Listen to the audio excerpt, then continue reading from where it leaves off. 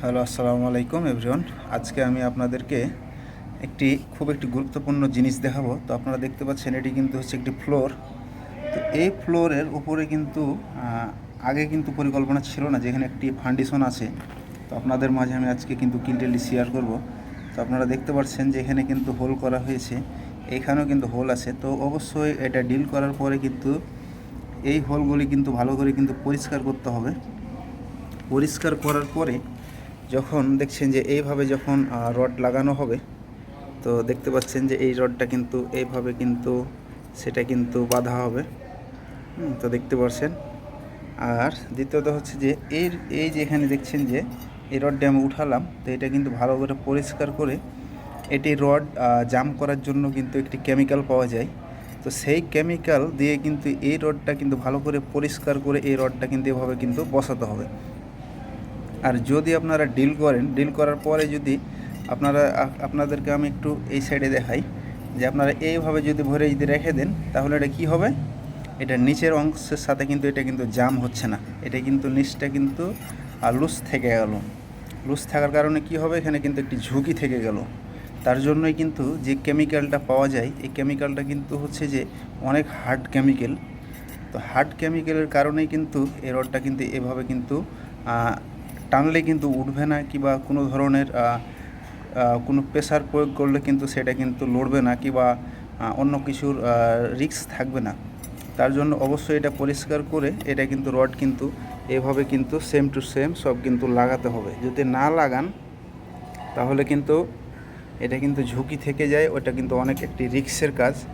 তো তার জন্যই কিন্তু আমি এই ভিডিওটা কিন্তু আপনাদের জন্য কিন্তু বানালাম। আর দ্বিতীয়ত হচ্ছে আমি আপনাদেরকে আরেকটি কথা শেয়ার করি, যে অনেকেই আসে না, যে আপনাদেরকে আমি এই রডটা একটু আপনাদেরকে এই রডটা দিয়ে আমি একটু দেখানোর চেষ্টা করি।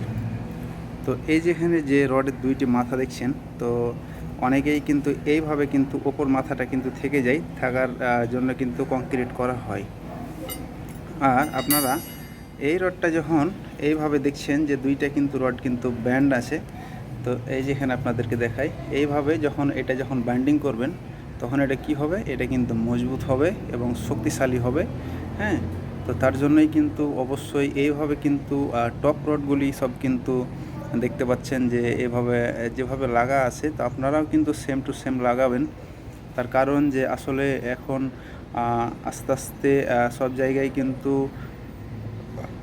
আবহাওয়ার সাথে কিন্তু দেখছেন যে ভূমিকম্পর কিন্তু অনেক সংক্রমণ কিন্তু বেড়েই চলেছে দিন দিন। তো তার জন্যই কিন্তু আসলে যারা বিল্ডিং সাজেস্ট করছে, তারা কিন্তু আসলে একটি আবহাওয়াকে ম্যাচ করে তারা কিন্তু প্রতিটা বিল্ডিংয়ের কিন্তু ফাউন্ডেশন লেয়ার, প্রত্যেকটি রড, প্রত্যেকটি স্ট্রাকচার কিন্তু তারা কিন্তু সেভাবে কিন্তু ড্রয়িং করতেছে, তারা কিন্তু অনুমোদন দিতেছে।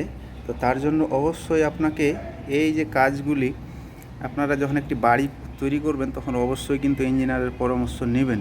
তার কারণ যে একজন মিস্ত্রি কিন্তু একজন ইঞ্জিনিয়ার যেভাবে পারবে সেভাবে কিন্তু একজন মিস্ত্রি কিন্তু করতে পারবে না। কাজটা হয়তো বা করতে পারবে, কিন্তু তার যে একটা বিল্ডিংয়ের যে ক্যাপাসিটি থাকে, এই ক্যাপাসিটি কতটুক, কোথাকার ক্যাপাসিটি কতটুক, মাটি কি, কোন মাটির ক্যাপাসিটি কতটুকু, তো অবশ্যই কিন্তু একটা বিল্ডিংয়ের জন্য কিন্তু খুবই একটি গুরুত্বপূর্ণ জিনিস।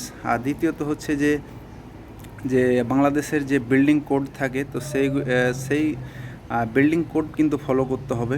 এবং সরকারের যে রুলস রেগুলেশন আছে, তো আসলে সরকার কিন্তু প্রতিটা জিনিস কিন্তু তারা কিন্তু হচ্ছে যে আপনার সব কিছুই কিন্তু এটা কিন্তু গবেষণা করেই কিন্তু তারা কিন্তু আসলে সরকারিভাবে কিন্তু প্রকাশ করে। হ্যাঁ, তারা কিন্তু একজন মিস্ত্রির মতো কিন্তু মুখে মুখে কিন্তু প্রকাশ করে না, তারা কিন্তু প্র্যাকটিক্যালে তারা কিন্তু সেটাকে ল্যাব টেস্ট দেয়, সেটাকে বিভিন্ন ধরনের বিভিন্ন কৌশলে কিন্তু তারা কিন্তু এগুলোকে যে ঝুঁকি ঠেকানোর জন্য কিন্তু তারা কিন্তু কাজ করে। তো সেই কাজ আপনি যদি ফলো না করেন, তাহলে আপনার বিল্ডিং আপনি তো ঝুঁকিতে থেকে যাবেন।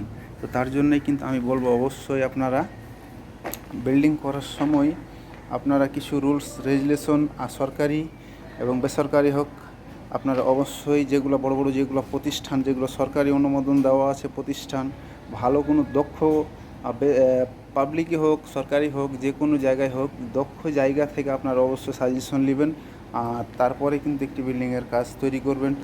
আসলে দেখেন, একজন মিস্ত্রি কিন্তু একটা মাটি দেখে কিন্তু তেমন কিছু বলতে পারবে না। একটা ইঞ্জিনিয়ার কিন্তু সে মাটিটা দেখে যদি বলতে না পারতো, সে মাটিটা আপনাকে কোথায় টেস্ট করতে হবে, মাটিটা সয়েল টেস্টের জন্য কিন্তু খুবই একটি গুরুত্বপূর্ণ জিনিস। আপনি যখন একটি উঁচু ভবন যখন তৈরি করবেন, তখন যে মাটির ক্যাপাসিটি, এই ক্যাপাসিটিটা অবশ্যই আপনাকে পরীক্ষিত করতে হবে।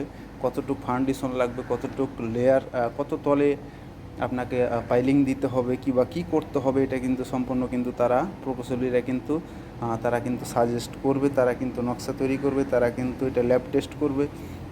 তো এই ছিল আজকের ভিডিও। সবাই ভালো থাকবেন, সুস্থ থাকবেন। অন্য কোনো ভিডিওতে আপনাদের সাথে দেখা হবে। সবাইকে আল্লাহ হাফেজ।